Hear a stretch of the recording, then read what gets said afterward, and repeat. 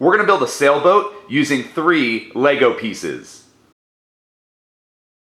These are all the pieces you are going to need. In the description of this video, I left the piece names, count, and design IDs. We're going to start with this 1x2 rounded plate piece. Now, I'm using a dark bluish gray, but you can use a reddish brown. You can use like whatever color you want for the whole of your sailboat. But once we have this 1x2 rounded plate, I'm going to grab one of these Harry Potter minifigure wands with a little handle on it.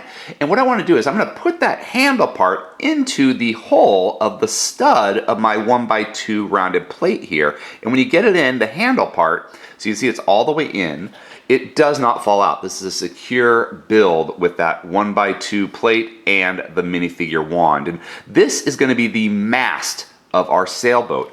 And a claw piece or tooth piece in white is going to be the sail. And what I do is I just put the peg into the hole of that other stud and have it so that the curved tooth touches the top of my wand. And here I've got a 3-piece mini sailboat to sail the open blues of Lego in micro scale.